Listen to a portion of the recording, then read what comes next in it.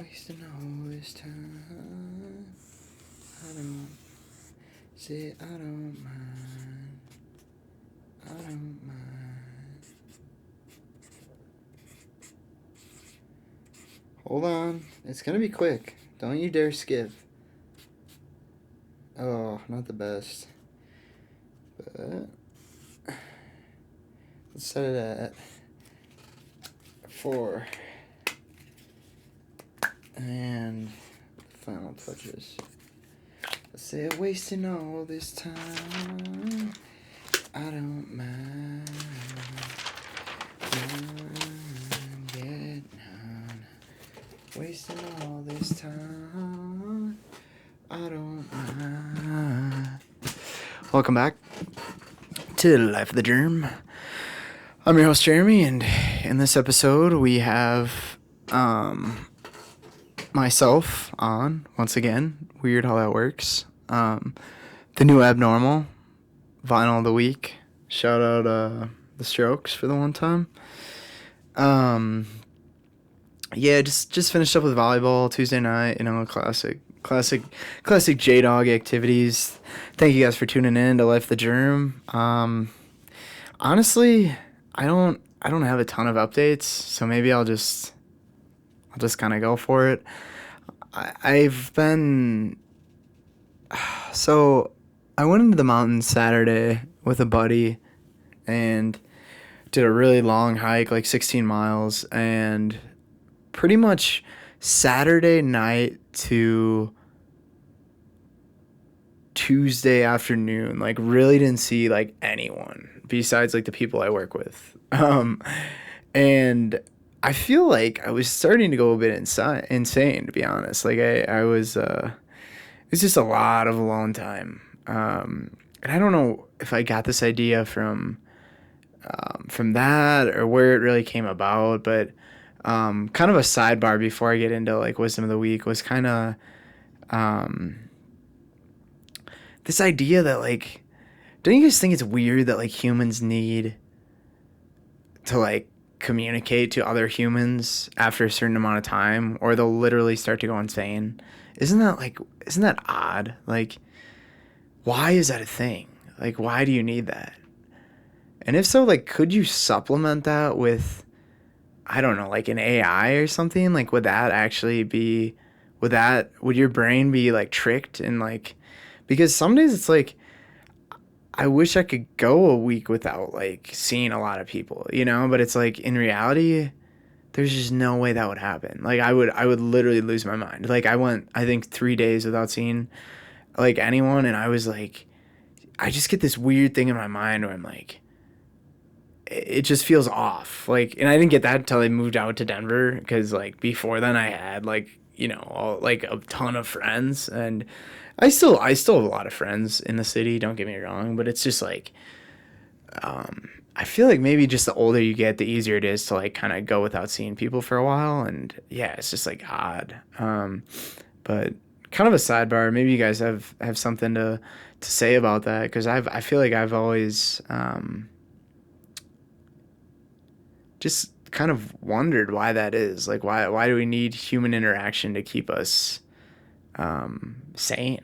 Just very interesting thought. But getting into wisdom of the week, I showed the clock. And it's based on the title, Is It Yours? And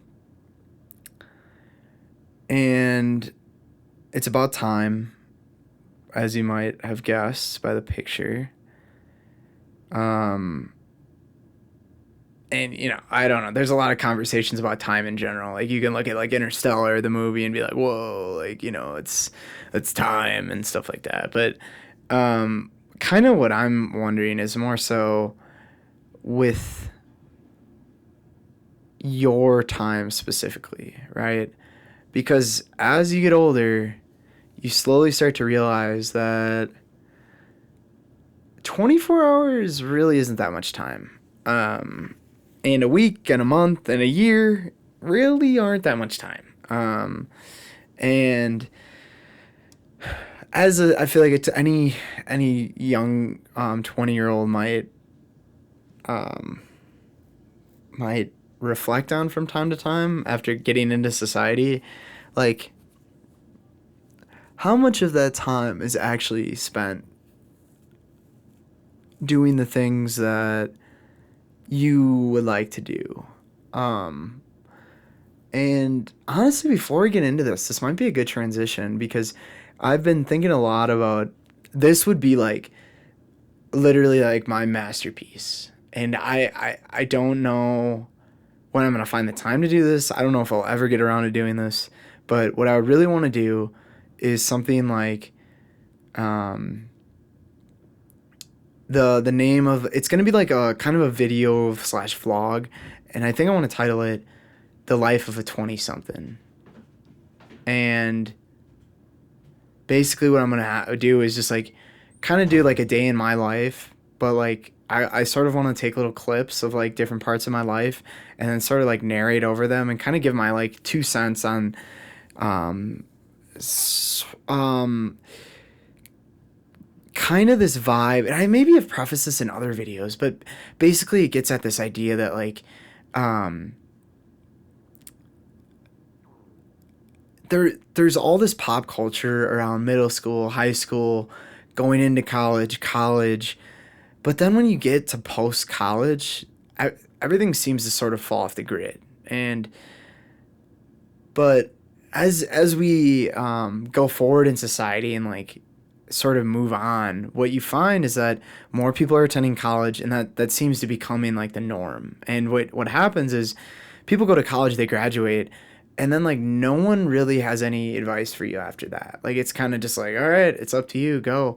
And I'm like looking on YouTube, movies, like anything, and there's just like kind of like I get these Spotify playlists that come up. Shout out the Daylist if you guys know what the Daylist is. But and sometimes one of the titles of the playlist that comes up like every so often is like coming of age indie rock. And like indie rock, I don't like that doesn't matter in this context, but I feel like it is like sort of a coming of age kind of thing where people like to say it's 18, but in reality you're still pretty coddled and like sheltered by your parents, by institutions, this and that. Like after college though, that's really when the coming of age starts, and you got to grow up and you got to figure out insurance, rent, car payments, all this stuff just comes like just onto you, a job most importantly. And it's like I really want to like express my opinions on that and sort of give my 2 cents because I feel like there really isn't a lot out there. I had the title and I literally looked it up. I was like, there's definitely something like someone's used this title before, and literally nothing. Like I'm just like, what? Like it just because any 2020 something is going through the things I'm going through, but it's just not getting talked about. And it's just I'm just like this would be really like a really cool opportunity, I feel like, for me to like speak out on this and kind of just, speak out on how it's been like moving to a big city and just kind of figuring it out, especially since I haven't fully figured it out yet, but I feel like I have a decent, I have roots in Denver, right? I'm not just like a transplant anymore. Like I have a group that I see. I am pretty experienced with like even knowing names of places, roads, like stuff like that. Um, but getting back to this idea of and sort of transitioning from that into this, I feel like is a pretty good transition because it gets at this idea of okay, in undergrad you took all these classes and all you had to do was be there for lecture and the rest of the day was yours, like no one cared what you did. Like but now it's like I was breaking it down to I forget who it even was, but I think of my buddy Ethan when we were on the hike, and it's like okay, so let me, for example, just give you a rundown of my schedule, right? So let's do when I wake up. Wake up around 6. Okay, I wake up. For me, I don't think exercise is optional. Like that, I think that's something like you have to do. That's just a part of maintaining your body. Just like communicating to people. Like that's a part of like maintaining your body, right? So like I get up, I exercise. That's an hour, right? Okay. Then I go straight to work for 8 hours. Let's just say that's an average day. We'll just say 8 hours because that's most people do that. 8 hours. Okay, I leave at 5. I go home, dinner. That's probably another hour, hour and a half. And then, okay, that puts me at 6:30. And if I want 8 hours of sleep, that's another 8 hours gone out of my day. 6:30 to about 9:30. Those 3 hours are mine to do as I please, right? And you really take a step back and realize that, oh, okay, 8 hours of sleep, 8 hours of work. That leaves me 8 hours to myself where I'm actually awake doing stuff. Let alone all this other BS when you get insurance, stuff comes up, you're traveling, blah, blah, blah. You don't have a lot of time, is what you really, and specifically what I'm getting at is you don't have a lot of free time. And the question that I think for a change, ask the viewers, because I don't fully know this, and maybe I'll lay out the dilemma and then let you guys decide, the listeners decide, are those 24 hours of the day truly yours? And I think that's really the question that I'm trying to get you guys to think about. And yeah, of course, devil's advocate, you could say, yeah, like you could go and like screw off and quit your job. And it's like, yeah, you could do that. You could go screw off, like not get any sleep and stay up all night. Yeah, you could do that. But there's consequences to those things, right? I need 8 hours. Okay, say you can go on 6, which I know you're actually a psycho if you can do that. I don't know how you do that, but say you can get 6. Okay, so you get 2 bonus hours. Still, there's likely going to be consequences for a majority of people on 6 hours, right? You're going to feel tired, sluggish. That's not a life I'm trying to live. So for me, 8 hours is there, right? That's 8 hours gone, right? That's not like an option for me. Like I said, exercise, that's just something I consider you have to do. Like if you're not exercising, your stress is going to be higher. Your social relationships aren't going to be as good. And you're probably going to start to gain weight, right? And it's just like, so that I consider a requirement, right? And a job, okay, I mean, that's just the dumbest thing ever. Like, that's the dumbest argument ever, because you quit your job, okay, maybe you have a few grand saved up in the bank account. Like, once that runs dry, like, you got to find a way to, like, support yourself, right? So really, all of these things are not really optional. Like, these are all things that pretty much every human has to do, right? And there's no, like, oh, I'm just gonna not do it, you know? So in reality, what we get back to is this and cooking dinner, right? I mean, that's, you can't get around that. You can go to takeout, but there's consequences for that, right? You have less money to just like move to other areas to do fun things, whatever, you know? So it's like those 3 hours are really your time. And I'm asking, and this is where it gets a little philosophical, but how do you judge what time is yours versus what time is not yours, right? And the more I think about this, the more I wonder, is it your time if you want to be there? So take a job, for example, right? Let's shout out let's shout out my dad, actually. Shout out Dad for the one time. I know he's tuning in. He had a job for a very long time that he did not enjoy at all. And I, on the other hand, have a job that I wake up and I would say 80 to 90% of the days I'm not like, yippee, you know, I get to go to work today. But I'm like, once I get there, I'm like really excited about what I do, right? And why I bring this example up is because my dad never wanted to be at his job. Whereas once I get to work, I always want to be at my job. Like I love it, right? So then the question becomes, and maybe you guys can put it in the comments or at least think about it, is that my time, right? Because it's like this weird thing where once you put a requirement on it, like, yeah, I have to work, I have to be there, right? Like that's a requirement. Technically, that's not considered my time because I'm required to do something that, I don't know, maybe I wouldn't otherwise do, right? Like I'd fill that time and go for a hike or do something else. But at the end of the day, I still enjoy being there. So if it's a requirement, but I want to be there, would you guys still consider that to be my time?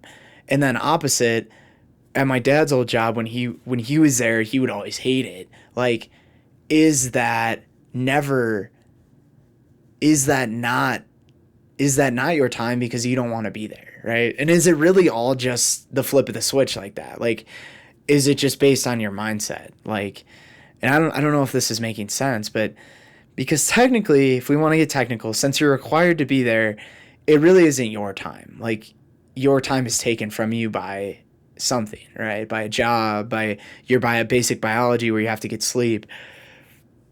But is it really as simple as, okay, but if I want to be there, then it is my time because I do want to be there, right? Even if it's required, joke's on you, I want to be there, so I don't even know if it's a requirement at that point, you know? Like, and then the next part of this comes in where, okay, hopefully this isn't getting like too meta for you guys, but the next part of this comes in because then the next question it becomes, is there a way to sort of trick your mind into wanting to be somewhere, right? Can you almost, I wonder, get to the point of like almost craziness where you dislike something so much, but you like find the good in literally everything, where like, say you hate something so much, like, what's something that most people just like absolutely hate? Like being in traffic. This is like a great example. Like almost everyone hates being in traffic, right? I would not consider that my time because for me, I don't want to be there, right? But if could I trick myself into being like, oh, but well, like the music, I kind of like listening to my music, and like at the end of the day, if I have to spend another 20 minutes in the car, oh well, at least I get to listen to my music. It's almost like it's flipped, and it feels like all of a sudden this time is like coming back, right? And I don't know if this is true or if this is the case, but sometimes when I can flip it like that on its head, it almost feels like, oh wait, this isn't so bad, and maybe this is my time. And when you're able to turn it like that, I feel like in your mind, it makes you feel like you're less of a, I don't know, like less of a slave to like your job, to the biology of your body, to whatever requirements you have in your life. Instead of like feeling like you're a slave to these things, yeah, the requirements, but like I said earlier, joke's on them because I actually want to do those things, right?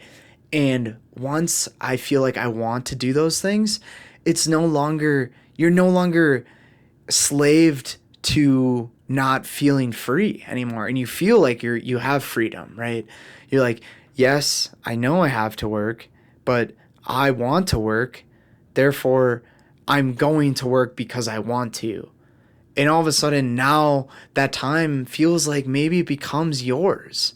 And I'm not going to take a hard stance on this because I don't know if that is fully true. And I think I'm still sort of thinking about it myself, but I think it's something to think about and consider, is that like, we always think like, you know, I like to complain that, you know, I only have a few hours of free time, and in reality, we all don't have a lot of free time, right? But